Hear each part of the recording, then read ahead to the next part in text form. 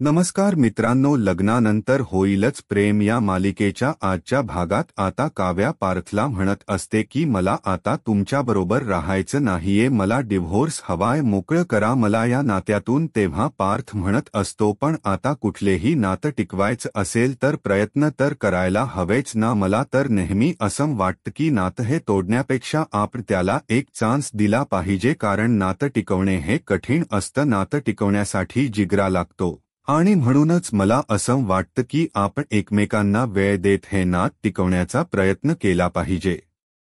पहिल्या ऑप्शनपेक्षा मला दुसरा ऑप्शन चांगला वाटतोय. तेव्हा इथे काव्या म्हणत असते पण मला पहिला ऑप्शनच चांगला वाटतोय. मला जबरदस्तीने हे नातं टिकवायचं नाहीये. मी या नात्याला तुम्हाला 1 महिना दिलाय पण तरी सुद्धा त्याच्यातून काहीही निष्पन्न झालेलं नाहीये. मी 1 महिना आधी जिथे होते ना, 1 महिन्यानंतर सुद्धा मी तिथेच आहे. माझ्यामध्ये ती मात्र बदल झालेला नाहीये. त्याच्यामुळे मला असं वाटतंय की मला आता या नात्यामध्ये अडकून पडायचं नाही. तुम्ही मला डिवोर्स देऊन मोकळं का करत नाही? तेव्हा इकडे आता पार्थ म्हणत असतो, तुम्हाला असं का वाटतंय की नातं टिकवणं इतकं कठीण आहे? बरं ठीक आहे, तुम्हाला डिवोर्स हवाय ना, मी देईन. मी तुम्हाला या नात्यातून मोकळं करेन. पण तुम्ही मला सांगा, तुम्ही म्हणताय की या 1 महिन्यामध्ये तुमच्यामध्ये काही बदलच झालेला नाहीये, पण माझ्यामध्ये खूप बदल झालाय. काव्या, मी 1 महिन्याआधी जसा होतो ना तसा मी अजिबात नाहीये. मी खूप पुढे निघून गेलोय. सगळ्या गोष्टी मागे टाकून मी खूप जास्त पुढे आलोय. त्यातून आता बाहेर पडणं मला सुद्धा कठीणच जाणार आहे ना. तेव्हा पार्थ म्हणतो, काव्या मी काय म्हणतो अहो, नातं तोडण्याच्या गोष्टी करता कधीतरी नातं टिकवण्याची गोष्ट करा ना. का तुम्हाला या गोष्टी कठीण वाटतात? काय एवढं घडलंय तुमच्या आयुष्यात की तुम्हाला नातं टिकवणं इतकं कठीण वाटायला लागलंय? तेव्हा पार्थ म्हणतो, काव्या मला असं वाटतं तुम्ही मला एक चान्स तरी दिला पाहिजे ना. आतापर्यंत मी तुम्हाला खुश ठेवण्याचा, आनंदी ठेवण्याचा परिपूर्ण प्रयत्न केला पण मला ते जमलं नाही. पण मला असं वाटतं की तुम्ही मला एक चान्स दिला पाहिजे, कारण माझ्या मनामध्ये अजूनही ती आशा आहे. मला असं वाटतं की जाऊ द्या. आईचं म्हणणं नेहमी असंच असतं की लग्न झालं की प्रेम होतं, लग्नानंतर प्रेम होईलच असं तिचं म्हणणं असतं. पण मला तसं म्हणायचं सुद्धा नाहीये. तुम्ही मला नवरा माना, नवरा स्वीकारा असं सुद्धा मी म्हणत नाहीये. मी फक्त तुम्हाला एवढंच म्हणतोय की तुम्ही निदान माझ्याशी मैत्री तरी करा. मला असं वाटतं की तुम्ही माझ्याजवळ मैत्री कराल. आपलं नातं नवरा बायकोच नाही तर निदान इथे मैत्रीच तरी असायला हवं, असं तुम्हाला नाही वाटत का? तेव्हा इथे प्रेक्षकांनो, आता पार्थ काव्याला समजावत असतो. तो म्हणत असतो की प्रत्येक वेळेला कुठल्याही नात्यावरती इथे आता एक सोल्युशन असू शकत नाही. म्हणजे नातं तुटलं की सगळ्या गोष्टी व्यवस्थित होतात असं का वाटतं तुम्हाला? हे बघा काव्या, मी तुमच्याकडे फक्त एक चान्स मागतोय. मला कुठे ना कुठेतरी आशा आहे की मला असं वाटतंय तुम्ही माझ्याबरोबर मैत्री कराल आणि मग निदान या गोष्टीकडे तुमचा दृष्टिकोन तरी बदलेल बघण्याचा की आपलं नातं हे टिकत नाहीये, ते तोडलेलंच बरं. लग्न काही भावला भावळीचा खेळ नाहीये. आलं मनात टाकलं तोडून आपण निदान ते टिकवण्यासाठी थोडेफार प्रयत्न तरी केले पाहिजे. तेव्हा मी तुम्हाला असं म्हणत नाही की जबरदस्तीने तुम्ही माझ्याबरोबर या नात्यामध्ये अडकून राहा. मी तुम्हाला प्रॉमिस करतो, जर तुम्ही मला चान्स देऊ सुद्धा आपल्यामध्ये काही गोष्टी सुरळीत झाल्या नाही, तुमच्यामध्ये माझ्यामध्ये काहीही बदल झाला नाही, तर मी स्वतः तुम्हाला या नात्यातून मोकळं करेन. मी अजिबात तुम्हाला जबरदस्तीने या नात्यामध्ये अडकवून ठेवणार नाही. पण त्याआधी आपण निदान प्रयत्न तरी करूया. मी मैत्रीचा हात तुमच्या पुढे केलाय पण तुम्ही अजूनपर्यंत माझ्याबरोबर मैत्री केलेलीच नाहीये. मग निदान प्रयत्न तरी करून बघा ना. नेहमी माझ्याने काय होणारच नाहीये, मी मैत्री करूच शकत नाही, या अशाच गोष्टी ऐकतोय मी. तेव्हा इथे पार्थ म्हणतो की चान्स तर देऊन बघा या नात्याला पुढे नेण्यासाठी. तेव्हा इथे आता काव्या त्याचं बोलणं ऐकून इरिटेट होत असते, कारण इथे नवरा बायकोच नातं असं बोललं ना तरी सुद्धा तिच्या डोक्यात तिडक जात असते. तेव्हा इकडे आता काव्य रागाच्या भरात बोललेली असते की माझा नवरा आहे, त्या शब्दाचा सुद्धा तिला खूप जास्त राग आलेला असतो. त्याचबरोबर प्रेक्षकांनो, इथे आता श्रेया आणि त्याचबरोबर छकुली या दोघींमध्ये सुद्धा थोडा वाद होत असतो. श्रेया म्हणत असते, "अग काय सारखी सारखी इकडे येतेस, थोडीशी तिकडे सरक ना." तेव्हा छकुली म्हणते, "तू काय नुसती अंगावरती ओरडतेस, तुझ्या अंगामध्ये काय काव्या वहिनी गेले का?" तेव्हा श्रेया म्हणते, "तिचं तर नाव सुद्धा घेऊ नकोस, डोक्यात गेली ती माझ्या. त्यांच्या अॅनिव्हर्सरीची 1 मंथ अॅनिव्हर्सरीची एवढी चांगली तयारी केली होती, एवढं छान डेकोरेशन केलं होतं, पण त्याचं तिला काहीच नाही. इथे माझे सगळे फ्रेंड्स मूव्ही बघायला गेले होते, त्यांचा आज मूव्ह नाईटचा प्लॅन होता, पण मी सगळं बाजूला ठेवलं आणि मी त्यांच्यासाठी इथे त्यांच्या 1 मंथ अॅनिव्हर्सरीसाठी थांबले होते.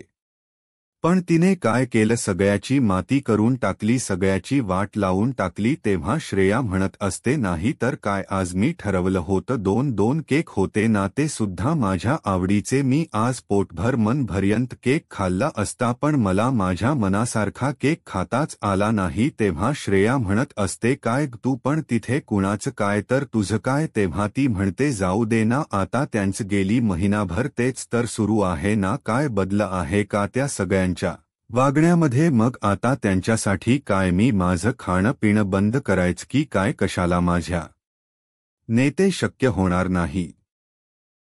तेव्हा इथे श्रेया म्हणत असते, "मला सुद्धा ना काही कळतच नाही, आता सगळं व्यवस्थित चाललंय, पण या काव्या वहिनीच असं काय चाललंय ना, मला खरंच कळत नाही, कशी वागते ती आपल्या पार दादा बरोबर, किती वाईट साईड बोलते. मला तर कधी कधी वाटतं ना की ती लहान मुलं तरी ब्रीती, निदान इथे जरा मेचर तरी वागतात, पण ती मेचोर तरी वागते का कधी कधी? पण बघावं तरी विचित्रच वागत असते, कधीच चांगली वागत नाही ती." तेव्हा इथे छकुली म्हणत असते, "नाही ग बिचारी, ती वाईट नाहीये, ती फक्त जरा हेल्पलेस आहे." कारण तेव्हा छकुलीला आठवतं की इथे काव्य आणि जीवा या दोघांना तिने बऱ्याचदा एकत्र बघितलेलं असतं, त्या दोघांचे एकमेकांवरती प्रेम आहे हे तिला माहिती असतं, म्हणून ती म्हणते की ती हेल्पलेस आहे, ती आनंदी कशी काय राहू शकते? तेव्हा श्रेया म्हणते, "काका, ती आनंदी राहू शकत नाही असं काय माहिती आहे तुला तिच्याबद्दल? हे बघ, मी तुला आता विचारते पुन्हा एकदा." श्रेया आता छकुलीला म्हणते, "कारण का तू गोष्टी लपवण्यामुळे काय काय घडते ना या घरामध्ये ते मला बरोबर माहिती आहे, आणि जर तू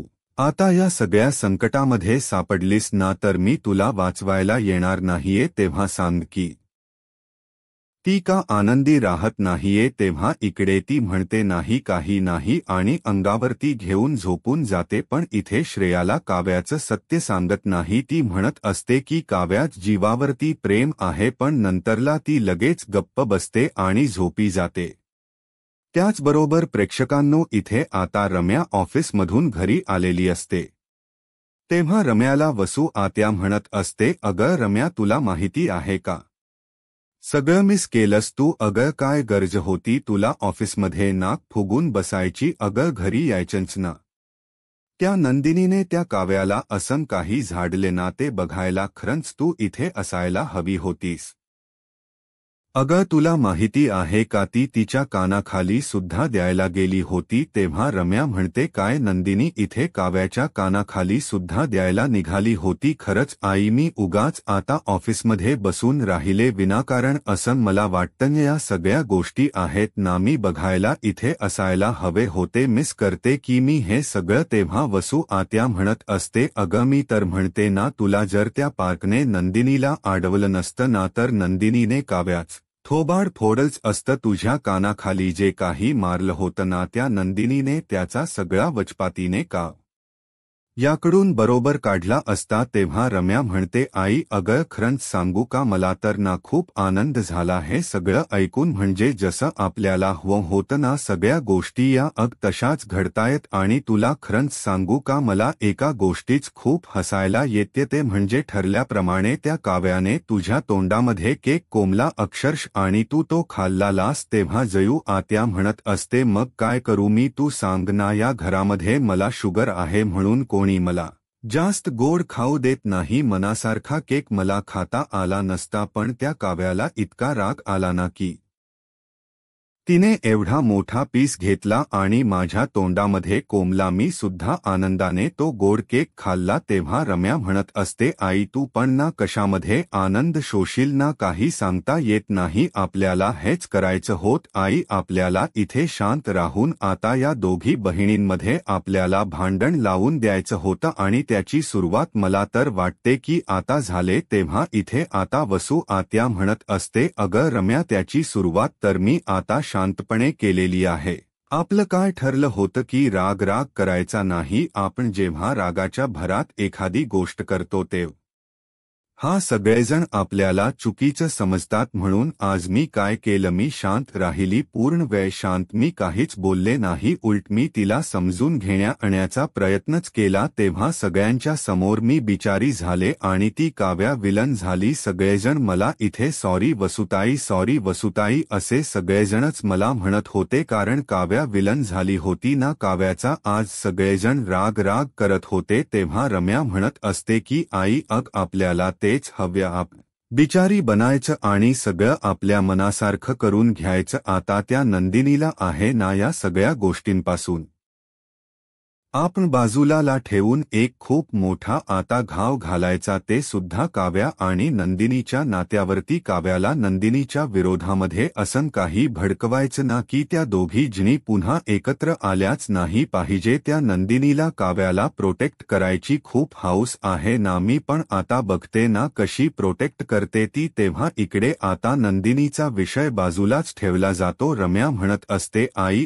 तुला माहिती आहे का त्या काव्याला ना एका गोष्टीचा गिल्ट खूपच जास्त आला असेल आणि ते म्हणजे ती पार्थला नवरा म्हणाली आहे ना त्याच. तेव्हा इकडे आता वसू आत्या म्हणत असते, रम्या तू जेलेस होत नाहीयस का, ती पार्थला नवरा म्हणाली. तेव्हा रम्या म्हणत असते, अगं मी कशाला जेलेस होऊ, जेलेस तर मी आहेच, पण ती पार्थला नवरा म्हणाली आहे ना त्याचं गिल्ट तिला इतकं जास्त असेल ना की तिला इतका आनंद झाला नसेल तितकं तिला दुःख झाला असेल. ती आपल्या रूममध्ये जाऊन तिने स्वतःच डोकं आपटून घेतलं असेल, इतका तिला राग आला असेल ती पार्थला नवरा म्हणाली म्हणून. कारण ती आहे ना मरून जाईल, हे ना टिकवणार नाही. ती मरून जाईल, पण ती पार्थला कधीच नवरा म्हणून स्वीकारणार नाही. तसं जर तिने केलं तर ती स्वतःला त्रास करून घेईल असं आता रम्या म्हणत असते आणि प्रेक्षकांनो तसंच होतं. त्याचबरोबर इथे आता नंदिनी खूपच जास्त रडत असते. नंदिनी फायनली जीवाला म्हणून येते की तुम्हाला डिवोर्स हवाय का, तुम्हाला जर माझ्याबरोबर राहायचं नसेल तर ठीक आहे, मी तुम्हाला या नात्यातून मोकळं करते, मी डिवोर्स देते तुम्हाला. मग तुम्हाला माझ्याबरोबर राहायची सुद्धा गरज नाहीये आणि तुम्हाला मला सहन करायची सुद्धा गरज नाहीये. मला कधी कधी असं वाटतं की बायको म्हणून हरलीय मी, बायको म्हणून मी लुजर ठरलीय. मी प्रत्येक वेळी माझ्या नव्याला आनंदी ठेवण्याचा प्रयत्न करत असते, पण मी माझ्या नव्याला साधं खुश सुद्धा ठेवू शकत नाहीये, बरोबर की नाही. मग जेव्हा एक बायको म्हणून मी लुजरच ठरले की नाही, तेव्हा ती म्हणते की ठीक आहे तुम्हाला माझ्याबरोबर राहायचं नाहीच आहे ना, मग तुम्ही मला सांगा तुम्हाला डिवोर्स हवंय का, मी तुम्हाला या नात्यातून मोकळं करू शकते, पण तुम्ही नेहमी इथे आता दुःखी जे राहता ते राहायची गरज नाहीये. तुम्हाला माझ्याबरोबर राहण्यामध्ये इतका जर राग येत असेल ना तर मी तुम्हाला डिव्होर्स द्यायला तयार आहे असं ती आता स्पष्टपणे त्याला बोलते. त्यानंतर प्रेक्षकांनो तिला वाईट सुद्धा वाटत असतं, कारण ती हे नात टिकवण्यासाठी पारसारखं खूपच जास्त प्रयत्न करत असते. तेव्हा ती रडत बसलेली असताना पार्थ तिथे येतो. पार्थ हातामध्ये आईस्क्रीमची इथे आता वाटी घेऊन आलेला असतो आणि तो काव्याच्या समोर आता आईस्क्रीम काही घेऊन जाऊ शकत नाही, कारण ती खाणारच नाही. त्याला बरोबर माहिती असतं, पण त्याला नंदिनीच दुःख सुद्धा बघवत नाही. तो नंदिनीच्या समोर आईस्क्रीम देतो आणि म्हणतो खा. तेव्हा नंदिनी म्हणते ते नाही, नको मला नको, तुम्ही खा, मी माझ्या वाटचा आईस्क्रीम खाल्ले, मला नकोय आता. तेव्हा इथे पार्थ म्हणत असतो, हे तुमच्या वाटचा आईस्क्रीम नाहीच आहे, हे जीवाच्या वाटणीचा आईस्क्रीम आहे, ते तुम्ही खा आता. तुम्ही त्याची अर्धांगिनी आहात बरोबर की नाही? मग आता त्याने जे काही अर्धवट सोडलेला आहे ते तुम्हालाच पूर्ण करायचं बरोबर ना? मग आता त्याने इथे त्याचा आईस्क्रीम खाल्लेल नाहीये, मग ते आता खराब होऊन जाणार नाही तर उद्यापर्यंत ते कोणी खाणार सुद्धा नाही. तेव्हा आता तुम्ही ही आईस्क्रीम घ्या आणि तुम्ही खाऊन टाका, कारण ते जीवाच आहे. जे अर्धवट आहे ते तुम्हाला परिपूर्ण करायच आहे, ते तुम्हालाच आता शेवटपर्यंत संपवायच आहे असं पार्थ म्हणतो. तेव्हा इथे त्यांनी सुद्धा आईस्क्रीम खायला घेतलेलं असतं. तेव्हा इकडे नंदिनी म्हणत असते, मग तसं जर बोलायला गेलं तर मग काव्याने सुद्धा आईस्क्रीम खाल्लेलं नाहीये. तिच्या वाटणीचा आईस्क्रीम सुद्धा तुम्हीच खाल्लं पाहिजे नाही का? तेव्हा पार्थ म्हणतो, हे आईस्क्रीम जे मी खातोय ना ते काव्याचंच आहे. मी माझ्या वाटणीच आईस्क्रीम मगाशी खाल्लं होतं, पण हे काव्याच्या वाटणीच आहे. ती सुद्धा काही खाणार नाहीये ना म्हणून. तेव्हा इथे आता नंदिनी रडत असते, ते आईस्क्रीम काही खात नाही. तेव्हा पार्थ म्हणत असतो की नंदिनी काय झालं, तुम्ही रडताय का? अहो आईस्क्रीम आहे ना, गोड आहे ते. आता आपल्या नात्याच दुःख, आपल्या नात्यातल मीठ त्याच्यामध्ये टाकून आता आईस्क्रीमची चव का बिघडवायची? तेव्हा मला असं वाटतं तुम्ही ती आईस्क्रीम गोड आहे ना ती तशीच खाल्ली पाहिजे. आणि दुःख काय हो, नात्यामध्ये आपल्याला आतापर्यंत मिळतच आहे ते आता सारखं इथे रडून दाखवायची गरज नाहीये. नका तुम्ही स्वतःला इतका त्रास करून घेऊ, नका तुम्ही स्वतःला इतकं वाईट वाटून घेऊ. तेव्हा नंदिनी आता डोळे पुसायला लागते. तेव्हा पार्थ म्हणत असतो, काय झाले नंदिनी, तुमचं आणि जीवाच परत भांडण झाले का? तेव्हा नंदिनी म्हणते, नाही पार्थ काही नाही. तेव्हा पार्थ म्हणतो, नाही असं करू नका, जे काही असेल ना ते स्पष्टपणे प्लीज मला तरी सांगा, असं ताणत ठेवू नका. तुमच्या मनातल तुम्ही माझ्याबरोबर इथे शेअर करू शकता, सांगा ना काय झालं. मी 1 2 3 म्हणतो, 1 2 3 च्या आधी तुम्ही मला सांगा ब्र. तेव्हा नंदिनी म्हणत असते की पार्थ, मी जीवाला आज विचारलं स्पष्टपणे की तुम्हाला डिवोर्स हवाय का, असं मी विचारलं. तेव्हा पार्थ म्हणत असतो, नंदिनी अहो असं कसं केलं? तुम्ही कुठलंही नातं तोडणं सोपं असतं, टिकवणंच कठीण असतं. आणि तसंही तुम्ही बघाल तर जीव आणि काव्या हे दोघेजण आहेत ना लहान आहे. आता आपण आपल्या घरातले मोठे आहोत की नाही, कारण आपला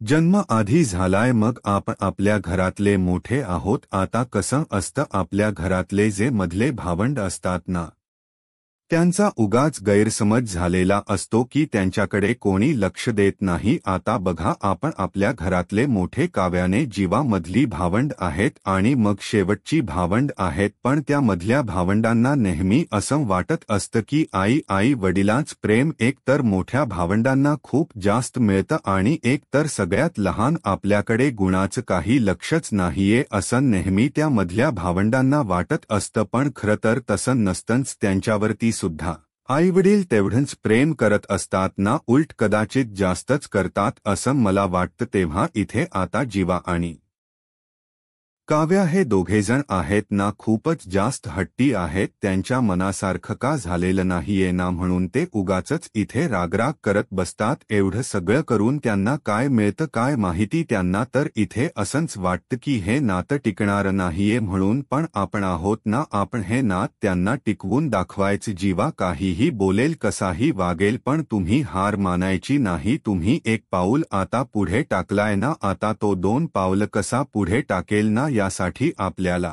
प्रयत्न करायचे आहेत. तुम्हाला खरं सांगू का, इथे जीवाला तुम्ही डिवोर्स बद्दल विचारलं, तिथे काव्याने माझ्याकडे डिव्होर्स मागितलाय. ती म्हणते की मला या नात्यातून मोकळं करा म्हणून, पण मी त्यांना स्पष्टपणे सांगितलं, मी तुम्हाला सहजरित्या या नात्यातून मोकळं करणार नाहीये. अहो नातं टिकवण्यासाठी निदान प्रयत्न तरी करूया, मला तुम्ही चान्स तरी द्या, मला हे नातं टिकवायचं आहे, माझ्याबरोबर मैत्री तरी करा, असं मी तिला स्पष्टपणे सांगितलं. मी लगेच डिव्होर्स देणार नाहीये आणि तुम्हाला सुद्धा मी हेच सांगेन. अहो लग्न मोडणं हे काय बाहुलीचा खेळ आहे का? आता नंदिनी म्हणत असती, ही आपली काव्यपणना काव्या सुद्धा लहान मुलांसारखं हट्ट करते, तिला काहीच कसं वाटलं नाही डिव्होर्स मागताना। तेव्हा पार्थ म्हणत असतो जाऊ द्या हो, आता मला सुद्धा आहे ना बाबा, लहानपणी जे युक्ती करायचे ना तशी युक्ती करावी लागणार आहे। तेव्हा नंदिनी म्हणते म्हणजे? तेव्हा पार्थ म्हणत असतो बसा ना बसा, मी तुम्हाला सांगतो। तेव्हा पार्थ म्हणत असतो कस आहे ना नंदिनी, लहानपणी बाबांची अशी इच्छा असायची की जेव्हा दिवाळी सण येतो तेव्हा फटाके वगैरे जास्त लावायचे नाही, कारण पर्यावरणाचा ऱ्हास होतो, पर्यावरण सुद्धा इथे प्रदूषित होतं। त्याचबरोबर फटाक यांच्या आवाजामुळे इथे आजूबाजूच्या वयस्कर लोकांना त्रास होतो आणि त्याच्यामुळे काही लहान मुलांचे हात जळू शकतात। ते फटाके जेव्हा फुटतात तेव्हा ते अंगावरती उडू शकतात। बाबांना नेहमी असं वाटायचं की हात भाजेल, कुठे लागेल, म्हणून त्यांनी काय केलं, दरवर्षी एकदा का दिवाळी आली की ते आमच्याकडून कंदील बनवून घ्यायचे। आमचं संपूर्ण लक्ष त्यांनी कंदिलाकडे वळवलं आणि फराळाकडे। त्यांनी आम्हाला आता दिवाळी म्हटल्यानंतर फक्त इथे फटाकेच वाजवले पाहिजे असं काहीही नसतं, तर दिवाळी म्हणाल्यानंतर आपल्याला कंदील सुद्धा आठवला पाहिजे आणि फराळ सुद्धा। अशी सोय आता बाबांनी करून ठेवली होती।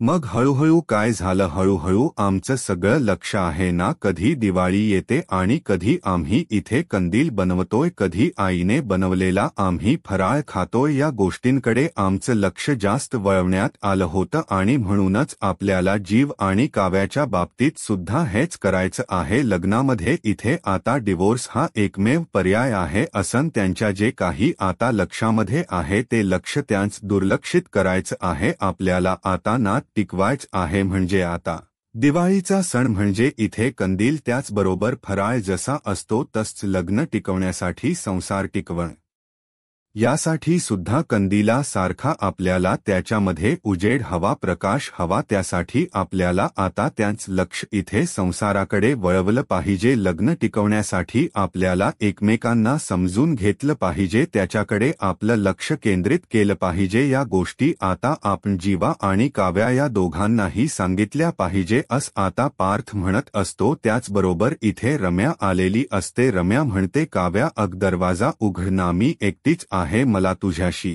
थोडं बोलायचं आहे, कारण काव्याला वाटतं की पार्थ आहे। ती म्हणते पार तुम्ही जा, मला तुझ्याशी बोलायचं नाहीये। तेव्हा रम्या म्हणते नाही ग मी आहे। तेव्हा इथे रम्या आता आलेली असते। ती म्हणते काव्या अगं काय झालं, मी आहे ना, तुमच्या लग्नाची 1 मंथ अॅनिव्हर्सरी होती म्हणून मी ऑफिसमधून घरीच आले नाही, मी ऑफिसमध्ये बसून होते, कारण मला आहे कपल लोकांना असं एकत्र बघितलं ना की माझ्या मनामध्ये आहे ना खूप असे वाईट साईड विचार येतात, मला खूप जास्त त्रास होतो, म्हणून मी घरी आले नाही। म्हणून मी आपल्या ऑफिसमध्ये जे माझं पेंडिंग काम होतं ते करत बसले होते। पिझ्झा ऑर्डर केला होता, तो खाल्ला, खूप दिवस एक मूव्ही बघायचा होता, तो सुद्धा बघून घेतला, पण नंतर घरी आल्यानंतर मला कळलं की इथे सगळ्यात जास्त दुःख मला झाले असं मला वाटत होतं, पण नाही, सगळ्यात जास्त दुःख तर तुला झालं असं मला कळलं। तेव्हा इथे आता रम्या विनाकारण काव्याला भडकवण्यासाठी आलेले असते, तिच्या मनामध्ये नंदिनी बद्दल विष कालवायला आलेले असते। तर प्रेक्षकांनो, पुढील भागामध्ये बघूया। इथे आता जीवा म्हणत असतो की मी नंदिनीला खूप हर्ट केले, तिला हर्ट